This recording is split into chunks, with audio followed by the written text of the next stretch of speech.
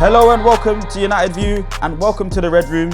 Today we're doing a little bit of a different episode, you know, the international break coming up, a couple weeks with no football, it's not going to be interesting. But today, the Red Room's going to be interesting. I have Mina today with me. How are you doing, Mina? Good, I'm good. You know what, I'm glad it's international break because I think we got a bit of football fatigue. I don't know how the players feel, but I'm kind of tired of watching football. So it's nice to have like 2 weeks. I have no intention to watch the international games. Yeah, same. I can just relax for 2 weeks. Same, man. And it's strange to me because back in the day I was excited about international football. But, you know, now it's just England against Macedonia every single international break, 7-0, 6-0. It's not interesting, it's not competitive. I'm missing Man United. So a break though, a deserved break. We've been playing, 3 months, 3 times a week for the last God knows how many weeks. It's a deserved break for the players. Rashford not in the yeah, I'm glad. Talking about Rashford not being in the international team. Just relax. Just stay back at Carrington. Just relax. Keep that shoulder, wrapped up and all right. Keep your legs good, because really and truly, I think he'll get into the international team regardless of what happens. I think especially the form that he's in. People like Harry Maguire need the playing time, he has every right. I was watching TV earlier today that was talking about how apparently Southgate is confident. He's got a lot of confidence in Harry Maguire, regardless of the fact of he doesn't play at club level. And I was just like, what a hypocrite, because every time he picks these England teams, he says, oh, I'm picking based on form and how people are performing. He left Raheem Sterling out of this international break. Dyer still gets a call up. People like Tomori doesn't.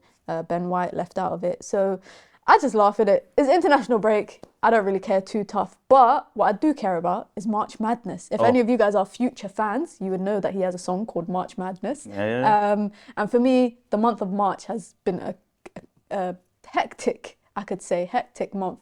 I remember saying to you earlier, can you believe we played West Ham at the beginning of the month? That feels like a lifetime ago. You're right. It feels like ages ago. And that was a cup game.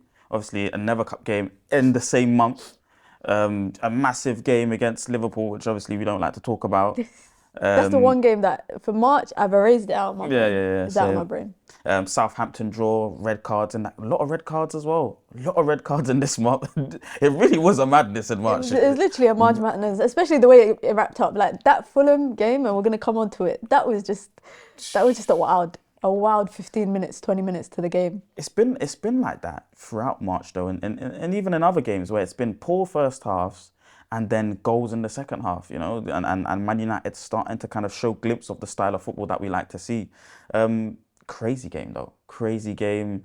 I'm hoping that match ban from Mitrovic is extended. I can't lie, he shouldn't be doing that. We got them as the last Premier League game at home. Is Fulham for us at Old Trafford. So I've seen associations like referee associations saying that he should be banned for a year. They're saying he should be banned for 9 months.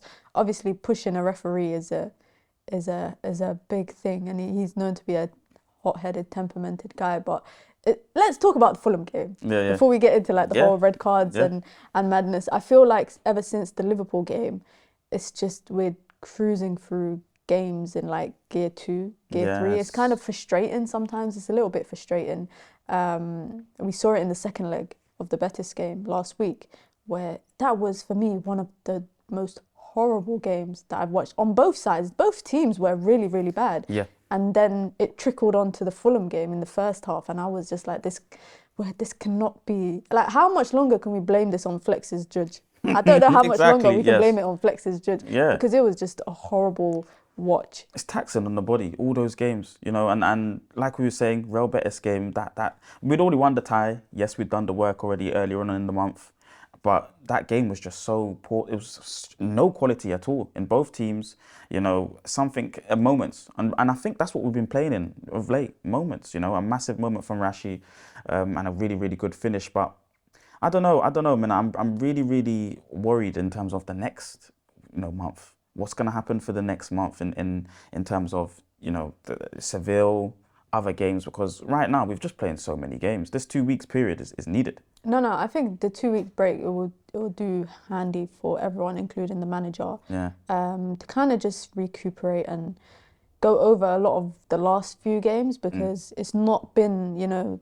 the United that was playing in February against the likes of Barca and whatnot is not the same that we've been seeing the last few games. And you can blame it on not just the fixture listing, but just fatigue. I think fatigue has caught up with a lot of people. And we know coming into the Ten Hag era, you know, I think the We Talk Ajax guys told us, you know, he's not a guy that rotates. And then people are getting frustrated every time that you see in the same lineup.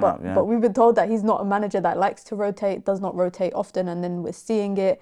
For me also, what is quite frustrating is injuries. The injuries are starting to pick up. And it's getting me starting to get a bit nervous. Garnacho gone is an injury. Even when Rashford went down, for me, like I gasped because that's someone that we can't afford for him to be injured and miss the rest of the season. Obviously, we're already missing Eriksen, and I feel like any other injuries, Anthony in and out of the lineup. I don't even know you got to balance Varane because he's been sitting out the last few games. We've got Anthony Martial, who I don't even know what's happening with him at this point. MIA right now. But do you know what, man? I actually think Tony Marshall could be, you know, he could come in. He's been contributing. He's coming in and out of the side the whole season. I would like to think that he could come and be, you know, useful for the team in important moments towards the back end, the business end of the season, 1 or 2 games coming in. But can he stay fit? That's the thing. Like, he could come in, say, I don't know, 8th of April against Everton, and then he's gone again until mid-May. By then, the season's pretty much wrapped up. Do you know what? I think that was one of the last times that I remember seeing him against Everton, funny enough, away from home. I genuinely can't remember the last time. I'm sure we saw him play in January. Guys, please correct us if we're wrong. I'm sure we've seen him play at some point in January. It was just before Weghorst came, but I can't remember off the top of my head. And just the injuries beginning to pile up will kind of worry me because of the lack of depth that we have, but also the impact of our bench. You know, Sancho, I need him to step it up, man. I need him to step it up, and I feel like he's got it in him. I feel like he's got it in him. We've seen little glimpses, against Fulham. We saw little glimpses, and we know what he's capable of. But I feel like if someone like Garnacho's out, Anthony's in and out of the starting lineup because of he's getting knocks and whatnot. Sancho, this is your time to capitalise. It's his time. Yes, it is his time, but he's just not seeming to deliver right now, man. I think he just doesn't have that burst of pace, you know, touch it round the defender and cross it in kind of player. A bit like Valencia back in the day, how he just used to just kick it out. I don't think that's his play, but I don't think that's his play style. Yeah, it's not his game. He's got to add it to his game. We see Pellistri do that, and he's done it quite well quite a few times. I think Sancho, what I see from him, or what the impression that I kind of get from him, is sometimes he doesn't believe in himself that he can get past whoever's on him. And he'll go for... And then when he'll do it, it's like he's not putting 100% into it, and then he gets dispossessed. But I know deep down that he knows that he can do it. But maybe he's just lacking confidence. And it's just, you know, when you're not playing consistently, you know, you got this big price tag on your head, you got these wages on your head, you're playing for a big club. People are expecting that, bam, immediate impact. And obviously he spent some time away training and whatnot. So I'm really hoping that he will be that spark that we need after the international break. I'm waiting to see it, man. I mean, you know, he's one of those players where he likes to link up with players. So I think maybe potentially he could develop, you know, a little bit better later on into Ten Hag's era, where, you know, we're getting maybe 60-70% possession, and you can, you know, most of the football's been played in the opposition's half. There's tighter spaces to play in. He's very good at link up, but he might not get that far. Garnacho's coming, Pellestri's coming, Ahmad's coming. These are fast, explosive wingers, man. And he just doesn't have that right now. He's not showing enough of that right now. Yeah, I don't know. I feel like the good thing that we have with, you know, the likes of Pellistri, Garnacho, Anthony, Alanga, they are all different types of profiles. So you're getting different types of play styles from them. And one thing that is quite reassuring to me when we talk about Jadon Sancho is that I feel like Erik ten Hag is trying to work around, like he's working him around situations that will try to get the best out of him. For example, we've seen Bruno going into that 8 and Sancho's in that 10. He's given Sancho opportunities in different places to showcase his ability. And I really feel like Ten Hag wants Sancho to flourish as well. I completely feel that from him. I mean, if a player was struggling the way he was, any other manager that maybe didn't want that player at the club would have probably just shipped him off in January. Maybe shipped him off, just benched him. But instead, he worked through a plan with him, recommended some coaching staff to him, sent him away to, I think it was the Netherlands, and he was training at like an amateur football club's ground. I mean, there's a few pictures of that. Yeah, the pictures of it, and it was coaches that Ten Hag recommended to him. So I feel like Ten Hag, that shows to me Ten Hag cares. Then he's brought him back into the lineup, slowly integrated him. Didn't bring him back until what, end of January? I think it was beginning of February. Yeah. When he brought him back, it was I want to say Nottingham Forest second leg. I might be wrong. But it was at home. It was at home. It was a home game. Yeah, so it may have actually been way after the Nottingham Forest game, because it wasn't the Reading game. And the Reading game was at the end of January. So he slowly eased him back in, didn't throw him to the wolves, didn't throw him to the media, none of that stuff, never badmouthed him. And then he's now working the team structure around him to kind of give him opportunities and positions that he might flourish. Those 3 chances from the manager, you need to take it. You need to snatch it and run. And I'm hoping... He didn't really do that against Fulham, though. And another player that didn't really do that against Fulham was Maguire in a massive way. I mean, thought, sometimes, I feel kind of like, it's kind of sad with Maguire. It's actually difficult. It's a very difficult watch, because I think, getting booed by your own fans because you're not progressing the ball quick enough. En masse. It was very loud. It was definitive. It was clear that you're just taking too long. You're pointing here and there. No one's really listening to you. My issue with Maguire, is, I know he's the captain and all of that, but he's an I guy. And what I mean by an I guy is always about me. And I said this last week, I think it was after the Betis game, that the reason why I don't see him as a leader is because every time he's ever come out in press conferences, or every time he comes out to talk to the media after the game, he's always like, I did this, I contributed to this, blah, blah, blah. It's never a team thing. And as a captain, you should always give praise to your team before you take praise yourself. And if anybody wants to go look at it, you can read his comments after the Betis game, what he said. He was very much like, I come into the team and I make a difference when I'm called upon. I do this and I do that and I lead and I'm a captain and I'm this. You're not saying, the team, we persevered, we came through. It was a difficult game, but we stuck together. I can't get behind that.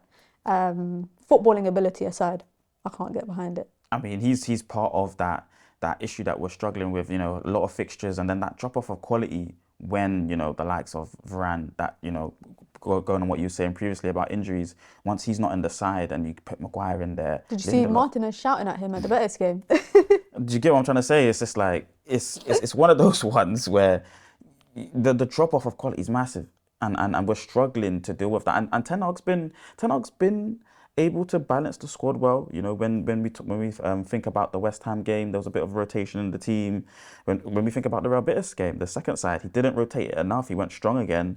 But throughout the season, I think, injuries, red cards, the Southampton game, there's been a little bit of rotation here and there. Casemiro had to forces himself out because of disciplinary issues. But I've seen a few players come in and out of the side and they just haven't been able to hit that level. Do you think that that's the players that are unable to hit that level is the players that are going to be moved on? Yeah, and the demanding fixture list has been able to show this, because Ten Hag's had to be able to send out players and say, show me something. We were just talking about Sancho there. He's had to say to Scott, show me something. I'm trusting you to produce a performance here, and he's fallen short, at times. Maguire, show me something. The player that has stepped up though, and throughout this March period, I think has been well is Wan Bissaka. Wan Bissaka's really come into his own. He had a little bit of a tail off period before March, but he's come into his own now, and he's really looking like an odds-on starter. But those players that are not really hitting the level, I think we'll see them go this summer. Yeah, it'll be an interesting summer. But aside from that, we could talk about the FA Cup games, because Manchester United, both the men and the women's team, progressed to the semi-final. And wait for it, they both got Brighton in the next game. One of them, the men, I think, are playing in Wembley, and the women got a home fixture against Manchester United, against Brighton. I don't know if it's going to be at Old Trafford. We're going to have to wait and see. But it could be. For me, this is quite a pinnacle in the season, not just for the men's team, but also for the women's team, because this could be their first opportunity, not only getting to a final, an FA Cup final, but also winning some sort of silverware in senior women's football, especially when quite a few of them have contracts expiring this summer, could be moved on. Obviously, a lot of opposition fans will be like, "Oh, United, similar to the men's team, got easy fixtures, got an easy run to the semis." But I don't think it was that easy. I think they won 3-1 on the weekend. They were winning 2-0, conceded a goal, and then Nikita Paris scored a good goal, and then she shushed the crowd. Shout out to Nikita Paris. But for me, I think it's a positive to look at in what has been a difficult season for pretty much the women's team in terms of competing with the best of the best. When the women's team were disintegrated, and then the Glazers came in, brought Man United, got rid of the women's team, brought them back in like 2000 and I want to say 17 or 16. I'm not sure exactly when, but they brought them back and then had to start basically from the bottom. The goal was for them to win silverware in 5 years, to be competing with the best of the best. That 5 years has passed, and this is our best chance at some sort of silverware. I think the other fixture is Aston Villa versus Chelsea. I think Aston Villa are a team that could definitely be one of the few people that can get something out of Chelsea. Definitely, I think they've got a great coach. But just with Chelsea, you just never know. The only positive is that they've got Champions League fixtures, so they've got quite a bit of a congested run of games up until that FA Cup semi-final. But one thing I will say is it's actually quite funny because they both won 3-1. Yeah, both teams. Yeah. It just hit me now that both teams actually won. And they're both playing 3-1. Brighton. And then now they're both playing Brighton in the next round, which I'm hoping it could be an opportunity for a double final for Manchester United in the FA Cup, because that would definitely be that would be a statement, both not just for the teams, but even for investors that are coming in. Like very much like if you invest in the women's team, this is the outcome you get. If you back the men's team, if you back the manager, trophies are coming. This is the opportunities that you will get. But let's talk about the FA Cup run. Do you think FA Cup, Europa League, which one would you rather win? Europa League, I think, secures Champions League. I think regardless, of the situation with the run of fixtures, that we might have a little bit of a tail off of performances. The last, I think, 11 or so games, plus all the cup games that we're competing in. We've got maybe a good 15, 16 more games to play. I would prefer if we won the Europa League out of the two. Okay. Guarantees Champions League football next season, strengthens us for the next season in terms of, being able to go into the transfer market and getting better players. Are you not confident in top four? Yes, I am. Third place is something that I'm odds on and I believe that we can achieve. But fourth, I'll be happy with fourth. It's just the FA Cup. I wouldn't be happy with fourth. I wouldn't be happy with a drop-off.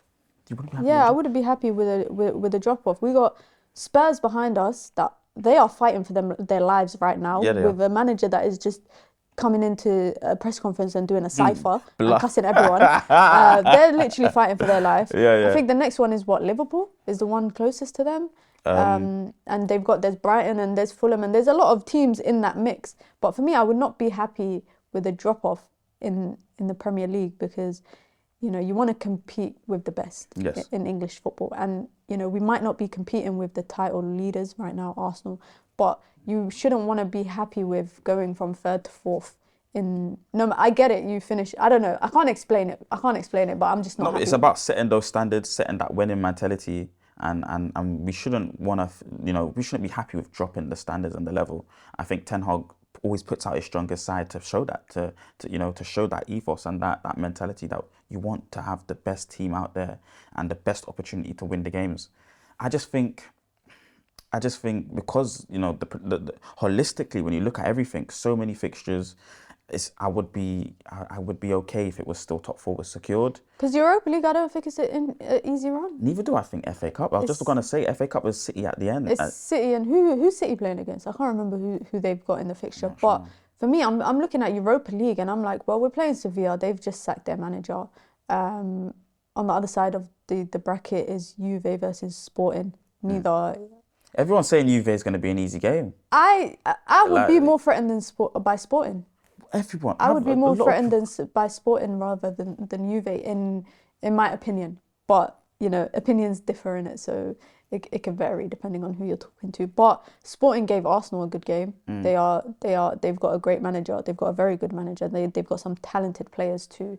So I do think Sporting would be as equally. I don't know why people just guarantee that it's Juve going through already. Then on the other side, we've got AZ Alkmaar, we've got Roma. There's a lot of difficult teams that are there on the other side, which we should be able to comfortably beat if we're Manchester United. But I just don't think it's as simple as that. Whereas in the FA Cup, City got Sheffield. Yes. You can say it's an easy game for them. But then you never know with the FA Cup. You never know. So for me right now, Man City are on a good vein of form. You know, they're starting to look like City, and they're chasing the league. You know, they're chasing the league similar to how, you know, the women's team was chasing the league with Chelsea. And I'm expecting, you know, Chelsea Man United final for the women's. I'm expecting a Chelsea Man United FA Cup final. I'm expecting it too, but I'm also not doubting what Aston Villa can do. Yeah. Chelsea, you know, they are a good team. They've got a lot of injuries. You know, the manager made it very clear to me in the press conference a few weeks ago that they got a lot of injuries. So I think Manchester United could be the lucky team in it in terms of having a good squad. Because just before the actual FA Cup game against Brighton, Manchester United women are playing at Old Trafford against West Ham this Saturday, which is, I think, one of the second games of the season that they're playing at Old Trafford. It's a 5:30 kickoff. Hopefully I'll be able to bring you guys coverage from the game, obviously because it's international break in the men's game. It's only right that we try to cover the women's game a bit more, with a bit more of a spotlight during that break. For me, I'm quite confident with this fixture because West Ham, they are a good team, but they are not the top teams in the league. I've got a few friends that play for them, so I'll definitely be taunting them before the game, and I'll try to get them to talk to us. Throw them off. Yeah, I'll try to get them to talk to us. But for me, even we could talk about this game, but the most important thing is, I think, contract renewals. We're coming up to a point in the fixture in the season now where we've got some important run of games. Like we're playing Brighton twice, once in the league and then in the FA Cup for the women's team. And then, you know, we're ending the season playing against the likes of Villa. We've got Arsenal at home. We've got City, the Manchester derby. Then we've got Liverpool as our last fixture of the game. That game against Liverpool at the end of the season could be our last time seeing some Man United players in a Manchester United shirt. Wow. Some of the best players in Manchester United. It could be the last time. And I feel like we're going to come onto it in a bit in regards to the ownership. But I feel like a lot of that hinders on the process of new ownership coming in. Because Alicia Russo, easily one of the best players. Easily one of the best players in the league. Goals. She's just such a good finisher in the box, in and around the box. It's not football so related. clear. It's not football related, but I was watching Kick Game. I don't know if you watch it. It's a channel on YouTube where they have, you know, media people, rappers, all of them people coming into the shop and showing trainers, but they buy trainers in the end. Yeah, I think so I've they had Ella Toon, the first female. She plays for United. She was the first female footballer that they had on the show, and then just coincidentally during the show while they were recording it, Alicia Russo walks past the shop, and then she walks in, and then she comes in. That's a unique moment. For me, it's like, I like trainers. If anyone doesn't know me, I like trainers in it. So I was watching it, and I was like, oh, this is kind of sick. And I was like, this is quite cool. But the reason why I'm bringing up Alicia Russo and Ella Toon is because they've got like a serious friendship. Like they've got a big friendship, and the chemistry translates on the pitch. You see it all the time when they play. Ella Toon is always looking for Alicia Russo, and vice versa. When Russo drops deep and Toon runs into those channels, she's looking for her. And I feel like if Alicia Russo leaves, that will be a massive loss. But the bigger loss will be is if Ona Battier leaves, it's our right back. Assist queen. She is the queen of assists. I think she's like second or third in the league. Assists, and she's a fullback. She's a fullback on probably, I think she's being paid very much chump change. She joined as quite a young player and now easily one of the best in the league. So the reason why I'm mentioning that, I feel like a lot of it is riding on these new owners kind of getting that done. Yeah, I'm guessing that, well, I'm not guessing, they have to change how, you know, the women's is run and players are being paid. Just on the women's though, do you think there'll be more twists and turns in the league? You know, you mentioned some big games there. Yeah. I feel like there's still a lot to play for. Yeah. I think from a lot of fans that I've spoken to, like United fans, they've said that it's never been their goal this year for us to win the title. It's been to qualify for Champions League. Champions League is top 3. We've got City breathing down our necks. We've got Arsenal breathing down our necks. We're playing both of them in the last few games in the league. So that will be a very important part, especially if we progress to the FA Cup. That's another big part because then we've got an extra game to play and whatnot. Whereas, you know, the likes of Chelsea, they're still in Champions League. I think they're playing Lyon. They're playing Lyon, which is one of the best, one of the greatest women's teams of this era. So they've got tough fixtures there. They've got a slim team in terms of injuries and whatnot. So the manager's trying to work through that. So I don't think the title race is over. I genuinely don't think it's over. But I think what I'm more concerned about is Arsenal picking up momentum, and City have now picked up momentum where they're only a few points behind us. So Saturday's fixture against West Ham, like, firstly, it's at Old Trafford. So the stadium should be at least 1/3 full. 1/3 full, at least, at the minimum. It's international break. It's not... The difficult thing with women's games is that they clash sometimes with when the men's team is on.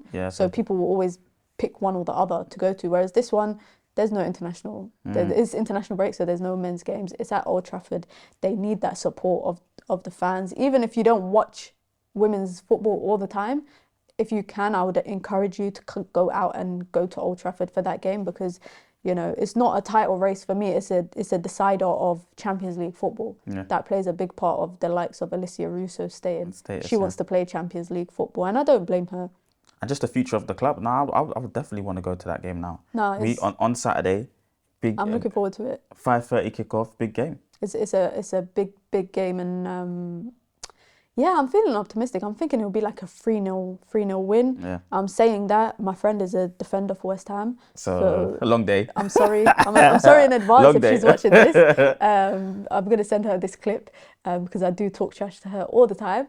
But on that note, enough about actual football on the pitch. We can talk about what's happening off the pitch. Obviously, there's new developments with the bids coming through. They're expected to put in their second round of bids. They're quite...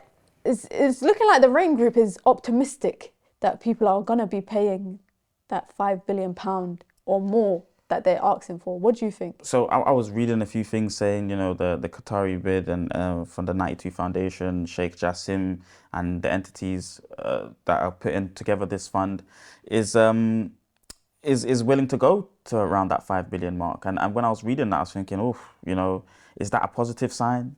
You know, it's a lot of stuff in the media regarding Sir Jim. Is that a positive sign? Yes. For me, I'm not too bothered who it is right now because it's just about getting the sold. You know, for me, at the beginning of the season, it was about getting the club sold. And that's the direction that we're going in. It's not going to be, you know, the American fund, the Elliott Management Fund. For me, it has to be Sir Jim. It has to be Sheikh Jassim. It's good news. Good news, man. Good news for me. Because I've seen reports actually today. I saw reports today that was saying that Sir Jim was looking, obviously, it's always been 69%, the Glazers' shares that he's been looking to buy. But he possibly might be looking to team up with someone else that's in the bidding race for them to take the minority shares so that together they could have 100%. Would you still be happy with that? Listen, I think for me at this stage, anyone. So you'd be happy with Sir Jim owning 69 and like a hedge fund owning the rest of the minority shares? Yeah, man, he's a Man United fan. He's a Man United fan. I think. Are you being serious? Yeah, I wouldn't mind it. Right? Because I thought compared to stay with the Glazers staying in, is that what the comparison is? No. For me, it's just the comparison of just all the options. Oh well, the best option is obviously Sheikh Jassim. That's obviously the best option. But I wouldn't mind Sir Jim coming in, you know, 69% of the shares, and then the rest obviously being a hedge fund. A hedge fund or some sort of consortium. Yeah, why not? As long as the Glazers are out of the club and we start getting a system in from the top down where it's run properly and within the image of how Ten Hag wants a football team, that we're delivering on the pitch and then we're executing correctly in the market off the pitch. You know, if yes, the previous record with Nice, you know, from Sir Jim is not brilliant in terms of, you know, managing a football club, from what I've seen. But you know, I think. Do you think? Obviously, last week I think it was Thursday and Friday, they visited Old Trafford. Yeah. Sheikh Jassim's team. His conglomerate. Yeah. His team Gangsters joined. yeah. And then the next day, Sir Jim Ratcliffe came. Do you think it kind of sets a bad image that Sheikh Jassim never came? No, they look like they came to do business. These were bankers. They were there for like apparently like 8-9 hours. Yeah, and Sir Jim was like there for like 3 hours or less than that. They look like they came to do business. These were big Bank of America guys that work, you know, corporate people.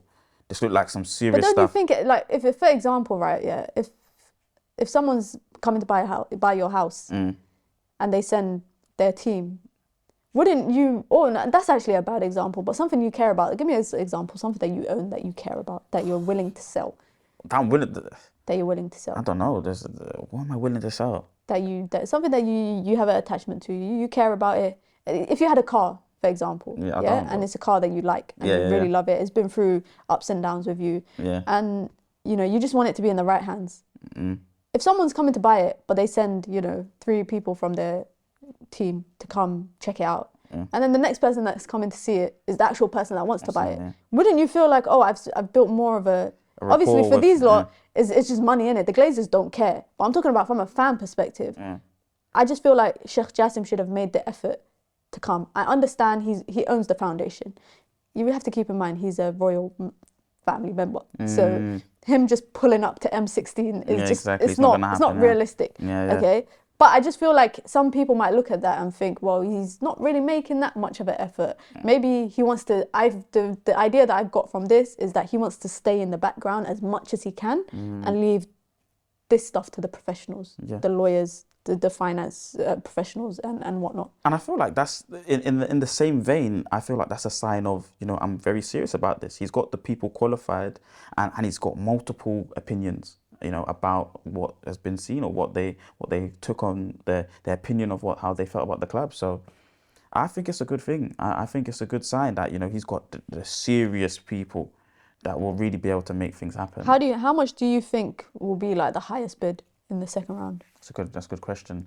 Because I've got my idea. Yeah, I'm gonna say anywhere around 5-6 billion. I was hearing all 9 billion and 10. 9 billion. No. That's blasphemy. Yeah. No. I'm looking 5 billion, 6 billion. I think it will end up being in around the 6 billion mark. I think their aim is obviously to be the most expensive sports franchise, and the Denver Broncos NFL team currently have that record. I think it was $4.6 billion US. They're saying that if somebody bids £5 billion, that will obviously surpass the record. Yeah. I think it will be. I don't think Sir Jim will bid 5 billion. Okay. I don't think for some reason I don't think so. I think Sheikh Jassim will bid 5 billion, and then on top of that the debt, which is another 0.5. This is 500 million. So I think his bid will be around that 5.5 billion, but it's not really the full bid because some of it makes up the debt. The actual bid, I think from him, it will be about 5 billion, but it's actually 5.5. I think he's going to be near the 5 billion, but not because his team have already apparently said that he's not looking to be in a bidding war. And I think that's what the Rain Group are trying to get. I think they're trying to get a bidding war. Obviously, there's so many other people that are in this. I'm hearing bidding there's stuff that several we don't know. others. There's several other people that haven't come to the fore yet and made it publicly known. But I think these are the two front runners for it. I think they're just the front runners because they're probably the most famous out of the two. I genuinely feel like if, hypothetically speaking, like Michael Jordan was one of these people bidding for Manchester United, we would know about it. We would know about it because he's so big. Or just, a rich, famous person. If Barack Obama or some random person was bidding, we would very much know about it. Do you think there's a fan-led consortium in there? I think I might have said it to you in the last show, but there's several people have come to the table. I think the FA and just English football, I don't think they're ready to provide that option of fan-led ownership. I don't think they're there yet. We did speak about it last week on the show.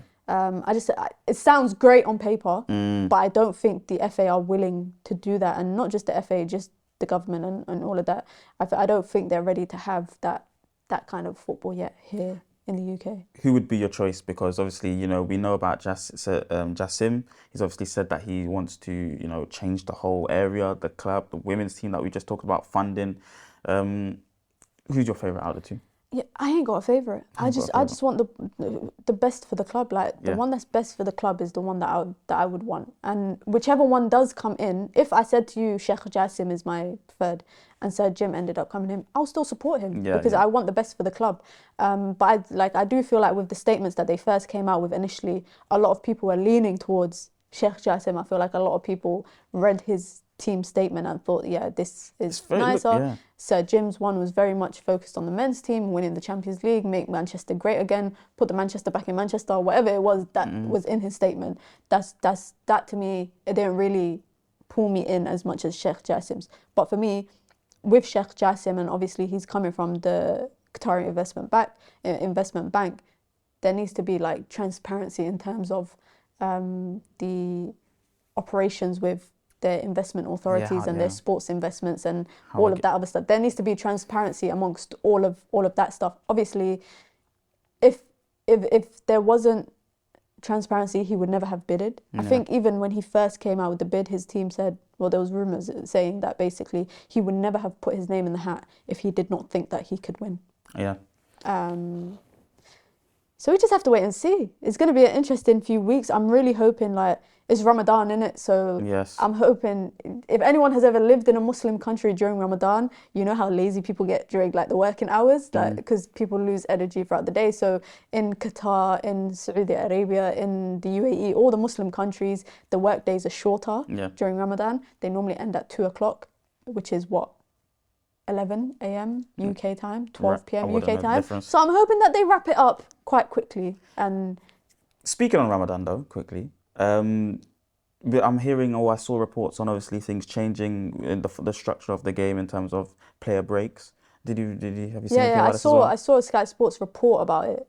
That they are going to be pausing games. Would that be in the mid? What do you think that would be like? How do you think that? It's not the first time it's happened. It's happened a few times in the last few years. The thing is if you guys are not familiar with Ramadan is a month where people who are Muslim, they fast from sunrise to sunset for 30 days. And, you know, it changes the period changes every year, so it comes 10 days forward. So there was a time when it was in the peak of summer, July, August, you know, when sunset is at 9:30, 9:45, 10 o'clock. But that was good because football season, it was pre-season in July. As time has now continued to move, it's now come into the busy times of the season. You know, I don't know if you remember, I think it was last season in Europa League, 2 seasons before Europa League, Pogba was fasting, dropped to absolute 10 out of 10, got tested for doping after the game. I don't know if you remember, but I think it was 2 years ago. COVID season. It was shortly after COVID, just after COVID. Benzema scored a hat-trick last season against Chelsea during Ramadan while he was fasting. He had just actually broken his fast just as the game was about to start. This year, it's around you break your fast around 6:30, 7 o'clock. Obviously British summertime is soon, so the clocks are going to change, so it's going to be even longer. It's about 7:30, 7:45. Depending on where you are in England, it depends, because if you go up north, it's about 10-15 minutes behind London and whatnot, so it depends. So obviously there's a lot of technicality. So when, for example, you know, a lot of Premier League teams have Muslim players that play for them, and you know you've done an interview on this, Mana. You've done an interview on this with Danjuma, speaking about the technicalities and different things about this. And like, what is interesting to me is that, you know, people who are playing 12:30 kickoffs, light work, because that's when they have the most energy. That's when you have the most energy. So a lot of players would probably prefer that. When you're playing a 3 o'clock, 5 o'clock kickoff, 8 o'clock kickoff. How many hours is that after you've just broken the fast in the morning? You start your fast at 4 a.m. Yeah. That's when you stop eating. Yeah. So when you go back to sleep and then you wake up, say you got a 12:30 kickoff. Yeah. You wake up just 8 o'clock. It's only been 6 hours or so. But you still got energy. Obviously, they work with nutritionists. They've got chefs. They work with the club doctors to how best to eat and all of that kind of stuff. So it's things that they're familiar with. But for me, a big step is the Premier League actively making sure that they take a little 1 minute interval for the likes of, I remember when Wesley Fofana was playing at Leicester, he was Muslim. He's Muslim. When he was playing at Leicester, the ref never even like stopped the game. They just delayed the goalkeeper taking the goal kick just so that he and any other player that was on the pitch could go to the touchline, break their fast, take like an energy drink and a gel and whatnot, dates or whatever. Have 3 dates and then continue with the game. And it might mean something minor, like to some people that's minor, but to a Muslim athlete that's quite big, because it's still allowing you to observe your religion whilst playing the sport that you love. So I'm all for it. I can't wait for the season, like in like 4 seasons time, when it's basically going to be in like January. It's going to be the easiest time to fast. Yeah, well, it's really interesting, you know, that kind of thing, how religion can affect obviously certain players and their performances, and how they have to kind of balance that, you know, the fasting and you know, focusing on keeping their core religious beliefs, and also playing top level sport. So guys, I would just encourage everyone to check out the interview with Danjuma. If you want to, I'm going to shamelessly plug. Obviously, he don't play for Manchester United, but I interviewed Arnaut Danjuma for Versus, where we're talking about, you know, just observing the month of Ramadan as a footballer, talking about hardships, talking about how important it is to have a good support system, family, faith. It's called, the piece is called Arnaut Danjuma, Football and Faith. Yep. And it's on Versus, so you can just go to their website, versus.co.uk, and you can find it there if you want to know more about how Muslim athletes kind of balance that thing. And I did actually off camera. I just said to him, bro, why are you badding up Dalot like that at Old Trafford? And he laughed. So it was a good interview. But guys, it would not be a red room if Marcel does not have a question for me, because this guy every week he says, I've got a question for you, I've got a question. So I know he's got a question, so I'm going to let him tell me his question before we wrap up the show. Yeah, well, lastly, I think I've just had another question in my mind, you know, because you kind of segued it beautifully. You spoke about Dalot there. So the new question, to the different question I was going to ask, will be, out of Dalot and Wan Bissaka, who for you has had the better season, and who would you keep or sell? I think, you know, Ten Hag is going to have to make a decision. I think at one stage at the beginning of the season, it looked like Wan Bissaka didn't want him. Yeah. And it looked like we definitely needed to get a right back. There was reports about a right back. Now Wan Bissaka looks like the better player, or is emerging as the better out of the two. You know, a lot of people saying Dalot is not really playing that well. He's dropped off of form. Who would you keep? Who would you sell? You know, that's so difficult, because obviously I could base it. If I say Dalot, I'm going off of the good form he was in before the World Cup. And then if I say Wan Bissaka, I'm going off of the good form that he's been in since the World Cup. Yeah. So it's actually quite difficult. That is a difficult question to answer, because I don't know. I feel like I need to see them both. Like, Dalot has been out with injury since the World Cup, and then he's been in and out of the lineup. And then even when he's been in the lineup, he's not been that impressive. His form has dipped. Yeah. Wan Bissaka, people were screaming to sell him at the beginning of the season. Dalot was in the best form. Everyone was saying he's the best right back at the club right now. Yeah. And then bam, Wan Bissaka just picked up momentum out of nowhere. But I feel like both of them have pros and cons to their game. There's things that they offer that the other one doesn't offer. And which one would you prefer? Feel like Which set of pros and cons would you prefer? Defensively, Wan Bissaka for me is better than Dalot. Yeah. But both of them have the issue of their defensive positioning when it comes to set pieces, corners, all of that stuff. We always, wherever they are is where we tend to concede from when we have a corner. So that's one thing that they both kind of have a flaw in. I think defensively, like I said, Wan Bissaka is better than Dalot, 1v1. Zaha even said it himself that day that Wan Bissaka chased him down, and Zaha said, if it was anyone else, if he said if it was anyone else, he was like, I would have scored. But he looks back, I looked back and he was like, oh, it was Aaron, and I was like, oh, So you know that, and one thing I can credit Wan Bissaka for, he's been criticised so much for his inability to get forward. Yeah. And although he isn't the greatest, we can see that there's been small improvements there. There've been changes. You can see that he's been working on. I'm seeing my guy dropping the shoulder. He's dropping the shoulder. I'm like, what? Is that you, Wambi? Is that you? So there's like things that he's done to improve. Dalot, I think going forward, putting a ball in the box is better at that, but I think they've both got flaws and they've both got benefits. I would rather we go out and buy a new right back Yes. and one of them become a backup option, but I think neither of them would be happy with that. I think they both see themselves as a starting right back for a club, whether it's Manchester United or wherever it is. Okay, so Mina skillfully has, been on the fence for that guy. So in the comments, please I've keep been on or the fence, sell. but I can't. I just don't know. Maybe I'll come back to it at the end of the season when I can like have a whole opinion on the whole season and how it went, and then I could be like Wan Bissaka or Dalot. But right now I'm just like, it's a difficult one. Right now I'm leaning more towards Wan Bissaka, but that's just because I haven't seen Dalot for so long, and he hasn't played good in the times that we've seen him because he's been coming off of this injury that he had. And then lastly, before we wrap up, I've got another question for you. Frankie de Jong replacements. Oh, I thought you were going to say, I was going to say let it go. No. I'm not. I know. I want to know about Frankie de Jong replacements. You need to, by the way, I think you're going to have to be telling Ten Hag, let it go in the summer. Because... Just the other day, I seen him doing an interview, Frankie de Jong, talking about how happy he is. The guy's happy. Just leave him alone. Like, honestly, he doesn't want to come. Yeah. Great of a player he is. Would love to have him, but I just can't handle another saga of that Frankie de Jong. But in terms of Frankie, I wouldn't say there's a Frankie de Jong replacement because Frankie de Jong is one of one. He's unique. He's one of one. Very unique what he offers and his abilities. But in the market, is there anybody else that could fill that role? Well, I have a few. I would say Mateus Nunes. Mateus Nunes, great. He's great. I wanted United to go for him in the summer before he joined when he was at Sporting. Yeah. I would say him is an option. I would say Nico Barella. Barella is a good player. And I don't really have anyone else that I would say I would want us to go out for. Jude Bellingham, but he's not good. Can he carry the ball as well as Frankie de Jong? Was Jude Bellingham not just at a Chris Brown concert with Trent? Yeah, he's not coming to Manchester United. We had the option to even get him when he was at Birmingham City. Yeah, I swear he had a tour of Old Trafford when Ollie was there. Yeah, but it was with Ole. It was with Ole.